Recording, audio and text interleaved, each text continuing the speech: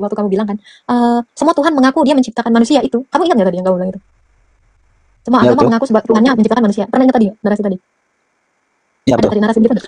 Terus ada. Kalau menurut kamu kan, dalam perspektif agama, semua Tuhan-Tuhan dari agama ini mengaku sebagai menciptakan manusia, betul kan? Hmm? Tapi sebenarnya cuma ada satu Tuhan yang menciptakan manusia benar-benar, yang lainnya itu ngaku-ngaku. Nah, ini yang buat aku penasaran nih. Yang ngaku dengan yang tidak ngaku ini yang mana? Apakah kita menilainya dari yang lebih tua? Bukan. Mari kita mulai live kita ya. Selamat menyaksikan teman-teman semuanya. Halo, selamat malam Kak. Ya, silakan. Kak, mau nanya dikit ya. Boleh, boleh.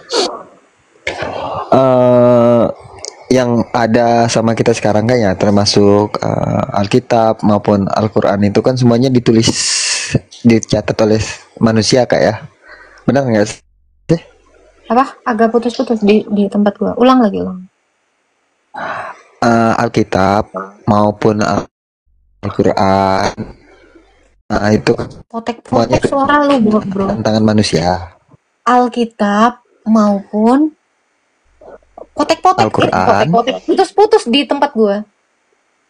Ya, jaringan aku di sini jelek Kak, di pedalaman soalnya. Ulang lagi. Al-Quran dan Alkitab itu kan semuanya tulisan tangan manusia. Benar nggak sih? Saya nggak ngikut, saya nggak ngurusin Al-Quran. Kitab saya aja, saya nggak ngurusin. Iya ya, anggap aja kita bahasnya Alkitab aja ya. Takutnya kalau aku hanya mempertanyakan Alkitab aja kan takutnya nggak fair ya. Nah, emang fair, itu semuanya emang fair. Tunggu. Justru fair kalau kamu nanyanya tentang Alkitab aja di tempat saya. Nggak fair kalau saya bicarain Al-Quran karena itu bukan narasi agama saya gitu. Oke. Gini Kak. Itu kan ditulis oleh manusia, tangan-tangan manusia ya, bukan kedebuk dari langit yang jatuh terus Ya, ditulis manusia atas perintah Allah. Nah, bagaimana kita bisa meyakinkan itu yang tertulis itu benar perkataan Tuhan atau perkataan Allah?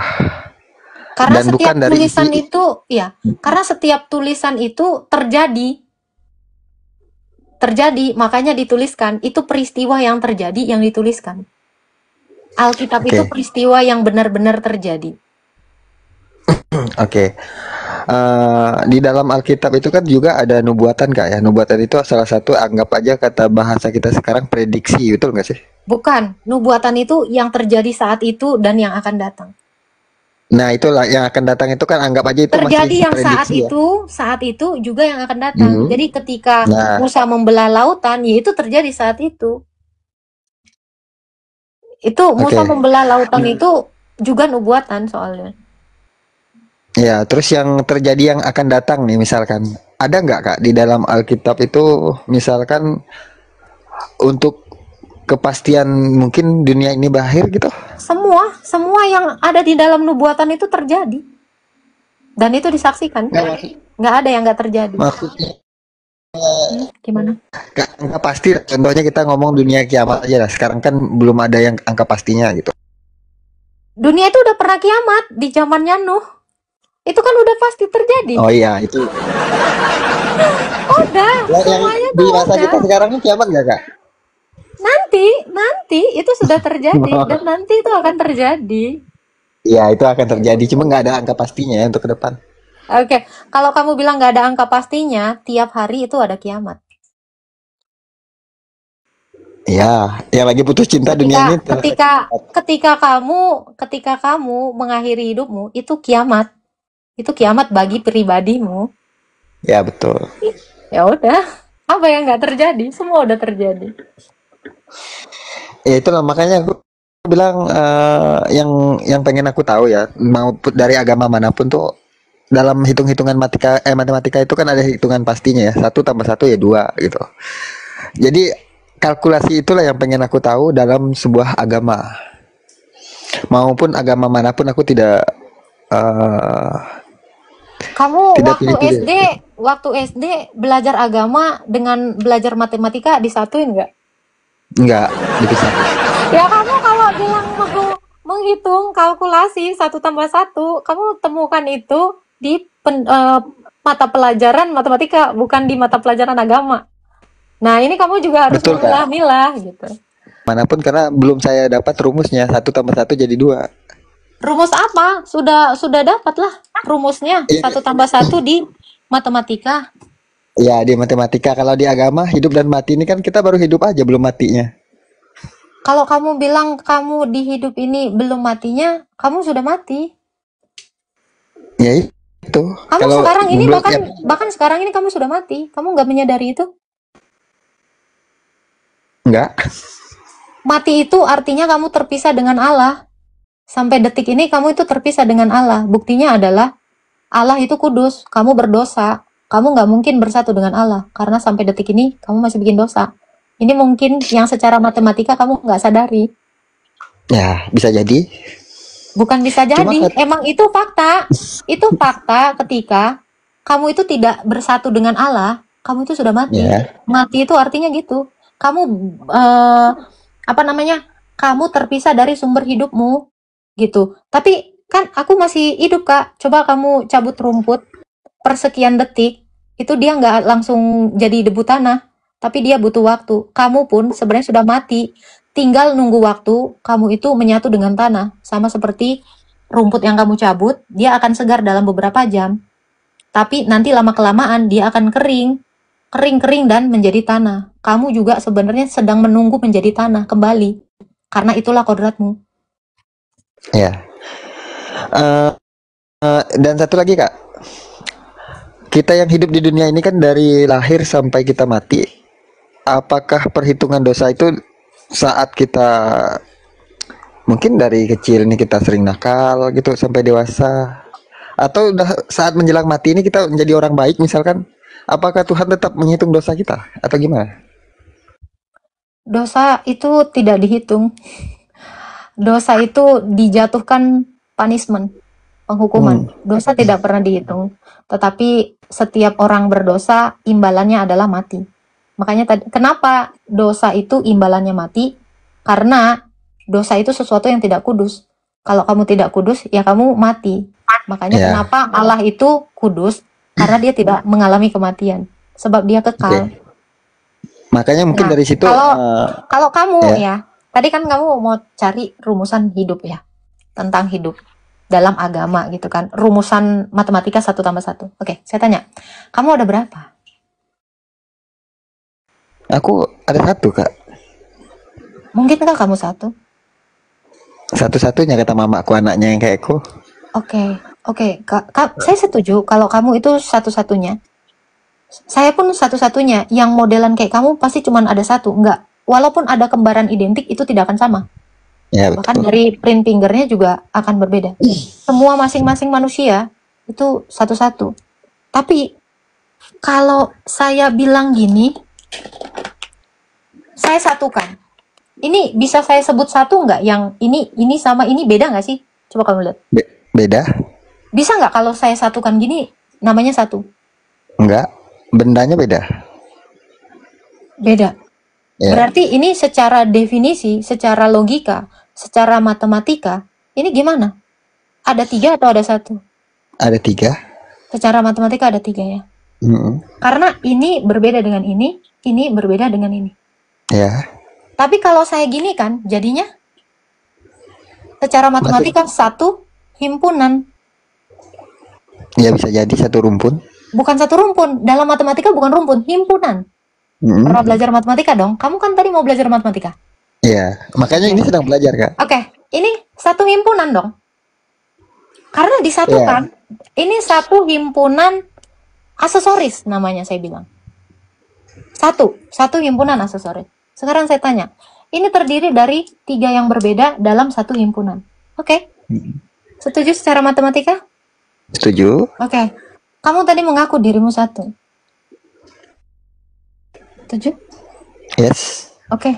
Saya tanya, suaramu sama tidak dengan badanmu? Beda. Anggap ini suara. Dengan badanmu beda? Beda. Ini suara, ini badan. Nafas sama nggak dengan badan? Beda. Dan beda. Kamu saja tadi ngaku 1, padahal kamu 1 himpunan yang terdiri dari 3 realita yang berbeda. Bukan hanya 3 kayaknya ya. Ada mata, pikiran. Lah, kan tadi saya bilang badan. Badan itu semua mencakup. Pikiran itu semua yang kamu kata-katakan. Nafas kamu itu mencakup dengan apa yang kamu keluarkan dari hidungmu setiap saat.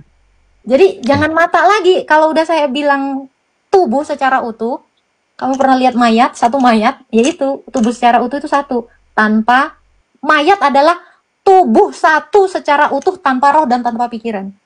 Setuju? Setuju. Oke, kita kembali ke matematika. Ada pikiranmu yang kamu keluarkan melalui suara, karena pikiranmu itu dinyatakan melalui suaramu yang keluar. Oke. Ada rohmu, ada tubuhmu. Ya. Kamu adalah 3 dalam 1.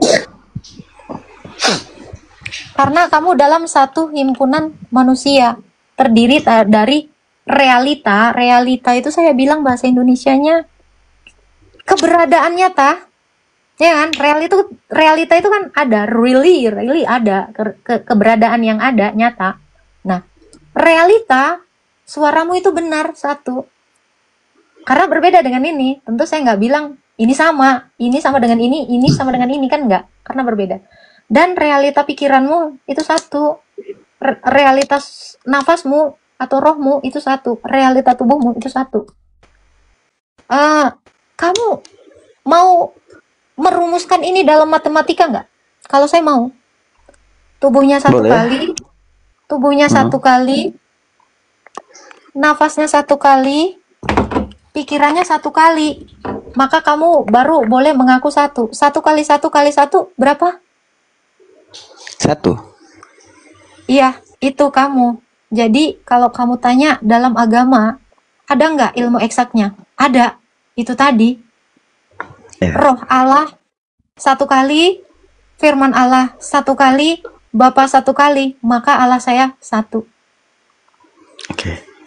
Nggak masalah, itu pendapat kakak, aku nggak akan bukan bantah. Ini bukan pendapat, tapi ini adalah logika. Kamu pernah lihat bangun datar segitiga, bangunnya itu ada 1. Tapi kita kenapa bisa tahu untuk mengukur luas itu? Luas sama dengan lebar kali tinggi. Secara eksak, 1 bangun datar bisa kita pakai luas, lebar, kali tinggi. Ini 3 hal yang berbeda untuk menemukan 1 luas bangun datar. Sorry, bukan bangun ruang.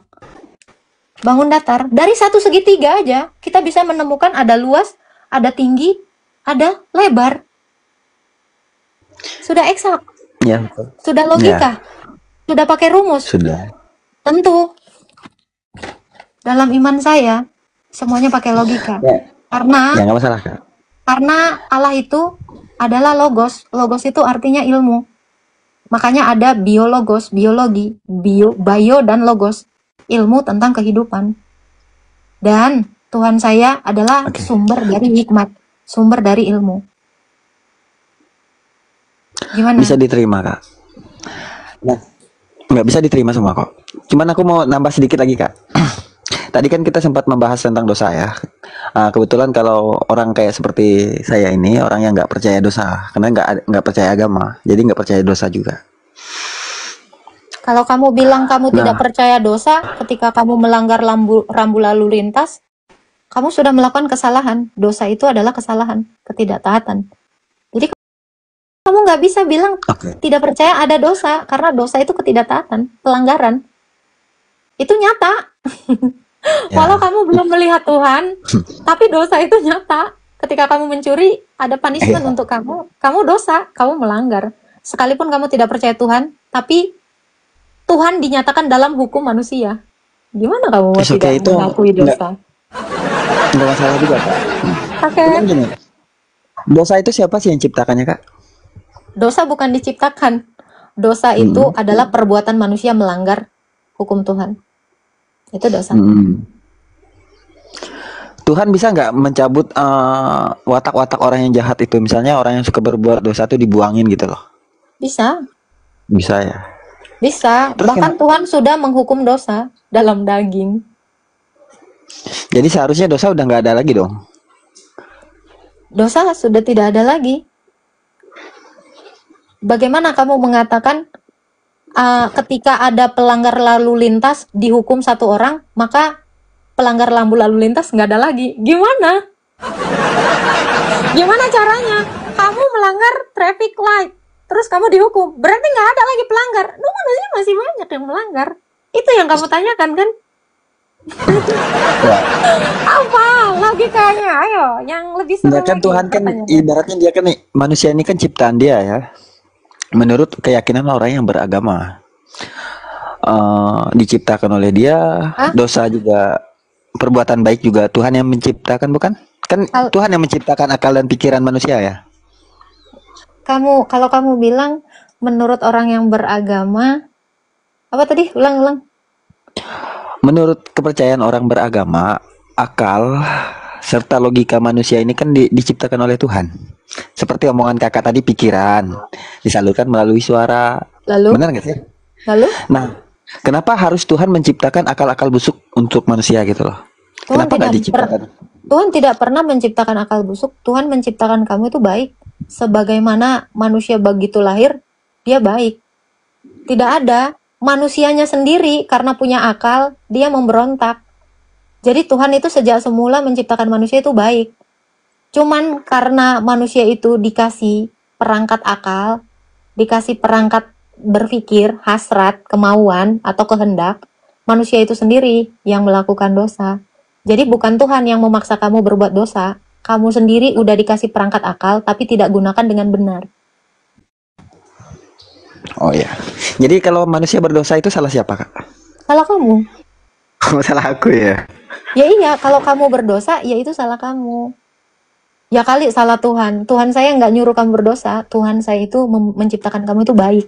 Seperti bayi yang baru lahir itu baik. Terus tiba-tiba kamu jadi penjahat, udah besar, itu pilihanmu. Manusia itu memilih, kan udah dikasih perangkat kehendak tadi. Pikiran. Hasrat. Nah itu. Betul. Terus lagi Kak, ini nggak keberatan kan kalau aku agak lama? Aku suka menjawab pertanyaanmu. Oke. Nah, ini juga kembali sama agama. Kenapa harus banyak agama? Kenapa nggak satu aja? Satu agama itu yang diyakini benar gitu loh. Agama itu cuma satu, karena hukum Tuhan itu cuma satu. Ingat, ada malaikat yang diciptakan oleh Tuhan. Malaikatnya pengen menjadi Allah. Nah, malaikat yang diciptakan Allah ini pengen menjadi Allah, artinya dia udah jadi setan. Nah, setan ini yang menciptakan banyak agama ini. Sebenarnya sejak awal hukum Tuhan itu cuma satu, hukum Taurat. Jadi kalau ada agama-agama lain, yaitu dalam perspektif iman saya, agama-agama yang diciptakan, yang meniru-niru ini, itu adalah ciptaan setan, bukan ciptaan Tuhan saya. Tuhan menciptakan malaikat, malaikatnya jadi setan, dan setannya menciptakan agama baru itu. Bisa diterima. Cuman kalau kita ini kan mas. Tapi aku tadi bentar ya. Aku tadi pengen kamu mengulang, tapi kamu nggak mengulang yang tadi waktu kamu bilang kan. Semua Tuhan mengaku dia menciptakan manusia itu. Kamu ingat nggak tadi yang kamu bilang itu? Semua agama mengaku Tuhannya menciptakan manusia. Pernah ingat tadi nggak narasi tadi? Iya betul. Ada tadi narasi gitu nggak? Terus ada. Kalau menurut kamu kan, dalam perspektif agama, semua Tuhan-Tuhan dari agama ini mengaku sebagai menciptakan manusia, betul kan? Tapi sebenarnya cuman ada satu Tuhan yang menciptakan manusia benar-benar, yang lainnya itu ngaku-ngaku. Nah, ini yang buat aku penasaran nih, yang ngaku dengan yang tidak ngaku nih yang mana? Apakah kita menilainya dari yang lebih tua? Bukan yang ngaku dengan yang tidak ngaku. Saya nggak pernah menarasikan tidak ngaku gitu. Ada yang ngaku-ngaku Tuhan gitu loh. Ada yang beneran Tuhan. Oke. Nah, cara nilainya gimana, Kak? Cara menilainya adalah kamu sebagai manusia, kamu itu Tuhan ini keren banget ketika dia menciptakan kamu, dia itu naruh Taurat di dalam hatimu. Ini terbukti ketika orang ateis pun kalau dia, maaf ya, memperkodok, mencuri, membunbun, ada rasa dalam dirinya yang mendebat perbuatan itu salah. Karena hukum Taurat itu jangan membunbun, jangan berzina, jangan bersaksi dusta. Makanya orang-orang, setiap ada orang-orang yang melanggar itu, Taurat di dalam dirinya, di dalam hati nuraninya, itu mendebat dia. Makanya ada rasa was-was, bersalah, takut, ketahuan. Itu. Jadi Tuhan itu mendesain manusia itu dengan menuliskan Taurat di dalam dirinya. Sekalipun bangsa-bangsa tidak mengenal Taurat. Itulah kerennya Tuhan saya. Dia Taurat tahu, itu bahkan kamu sendiri, saya cek ya, walau kamu belum punya agama ya. Kalau kamu mencuri, kamu ada rasa takut nggak? kebetulan belum pernah ngelakukan sih, nggak tahu. Oke. Apa yang kamu, misalnya membantah orang tuamu atau berbohong deh. Berbohong, kamu takut nggak? Ketika kamu berbohong, ada rasa takut nggak? Ketahuan gitu. Ya, setiap orang berdusta ya pasti ada rasa takut. Nah, kamu tahu nggak? Karena di dalam Taurat itu dikatakan jangan berbohong. Kodrat kamu sebagai manusia emang jangan bohong. Ketika kamu berbohong, nuranimu, yaitu Taurat itu akan mendebat kamu di dalam hatimu. Makanya ketika kamu berbohong, kamu ketakutan. Ini membuktikan bahwa kamu itu ciptaan Tuhan Yesus. Karena Tuhan Yesus itu mengenal ciptaannya. Dengan jalan menuliskan Taurat itu di dalam hati nuraninya. Bukankah kalau kita bahasnya lari ke Yesus sama Taurat, bukankah lebih dahulu hukum Taurat ketimbang Yesus hadir ke dunia ini? Taurat itu yang ngasih Tuhan Yesus. Bahkan jari Yesus itu sendiri yang menulisnya pada dua loh batu kepada Musa ketika di Gunung Sinai. Jadi kalau kamu katakan Yesus itu terakhir, bukan terakhir ya, karena yang terakhir yang abad 7 ya. Jadi kalau kamu bilang duluan Taurat, salah. Karena Yesus itu sudah dikenal Abraham, Yesus itu sudah dikenal Adam, Yesus itu sudah ada dalam kekekalan sebelum dia menjelma menjadi manusia. Sebelum dia datang ke dunia dalam rupa manusia. Betul, yang kakak bilang itu memang betul, itu menurut kepercayaan Samawi ya, agama Bukan Abraham. kepercayaan Samawi, itu hanya kepercayaan orang Kristen. Ya, sedangkan untuk Taurat itu kan tidak dipercaya oleh Hindu maupun Buddha kan, itu tidak terdapat kayaknya. Kalau kamu memang hukum itu secara tersurat bukan mereka tidak dapat, mereka tidak menerima. Kalau mereka percaya Yesus, pasti mereka menerima Taurat. Tapi sekalipun secara tersurat mereka tidak menerima, bukan tidak dikasih ya, tidak menerima karena mereka tidak beriman kepada Yesus kan. Sekalipun muri dalam ajarannya pun, kenapa? Karena walaupun dalam Buddha itu tidak punya Tuhan. Buddha itu adalah pengendalian diri terhadap dirinya untuk melawan segala tekanan duniawi. Itu Buddha. Ya, makanya kenapa ada di dalam imannya orang Buddha pun ya, bahwa mencuri itu karmanya ada, berbohong itu karmanya ada, membunbun itu ada karmanya. Kenapa? Karena tanpa dia sadari, dia itu lagi mengungkapkan Taurat itu dengan membuat hukumnya sendiri gitu. Dia tidak menerima tersurat, tetapi dia membuat itu menjadi tersurat oleh dorongan hati nuraninya, oleh dorongan Taurat yang ada di dalam dirinya. Oke kak, ini terakhir kak, mumpung mata masih agak melek dikit. Boleh. Kalau kita ngebahasnya ke Yesus ini kan Tuhan menurut orang Kristen dan kepercayaan orang Kristen yang berasal dari bangsa Yahudi ya, benar gak sih? Iya, bahkan dia Tuhan segala bangsa. Ya, menurut itu kan kembali lagi itu menurut kepercayaan orang Kristen. Enggak, kata kakak dia. faktanya dia Tuhan segala bangsa, makanya bangsa di luar negeri sana Tuhannya Yesus. Contoh, bangsa Inggris sana Tuhannya Yesus. Segala bangsa itu bertuhankan Yesus. Di Indonesia aja Tuhannya Yesus. Yahudi sendiri malah nggak mengakui, itu gimana kak? Ada di orang Israel itu menuhankan Yesus. Kalau kamu bilang Yahudi sendiri tidak mengakui, Matius, Markus, Lukas, Yohanes semua murid Yesus itu Yahudi. Paulus orang Yahudi. Gimana kamu mengatakan orang Yahudi tidak percaya? Orang Yahudi itu duluan lebih banyak mengimani Tuhan Yesus dan mereka pergi ke segala bangsa. Mereka tidak menetap di Palestina sana. Itu dia. Ini sama dengan omongan kakak tadi. Ini aku balikkan sedikit ya. Kata kakak, kalau satu yang melanggar, nggak mungkin berarti pelanggaran lalu lintas itu hilang. Berarti kalau segelintir orang Yahudi percaya, bukan berarti semua orang Yahudi percaya. Kan begitu ya? Kan tadi Benar saya nggak? bilang, segala bangsa menuhankan dia. Adakah bangsa Ya. yang tidak menuhankan dia? Nggak ada, semua bangsa menuhankan dia. Orang Israel sendiri itu menuhankan dia. Makanya ada orang Kristen di Israel sana, walau minim. Kan gitu. Ya, itu justru itu makanya aku bilang, berarti kan bukan keseluruhan Yahudi gitu loh. Keseluruhan orang Yahudi asli itu semuanya Kristen dan mereka pergi ke segala bangsa, tidak menetap di sana. Kamu kalau lihat di Israel sana, orang Yahudi asli itu bisa dihitung dengan jari. Kenapa? Yahudi aslinya itu udah lari ke semua bangsa. Karena Yahudi asli itu bukan bule, itu mah udah Eropa yang di Israel. Ya, Kalau dites DNA, ya kalau dites DNA, bahkan Yahudi itu adanya di Arab, banyak di Arab. Biar kamu tahu. Makanya jangan kamu kira, karena gini, orang Israel itu adalah orang timur dan mereka itu bukan bule yang matanya biru, matanya hijau atau warna kulitnya putih, tidak. Orang timur itu tidak itu. Yang di Israel sana itu semuanya mengalami yang namanya diaspora, mengalami namanya apa namanya?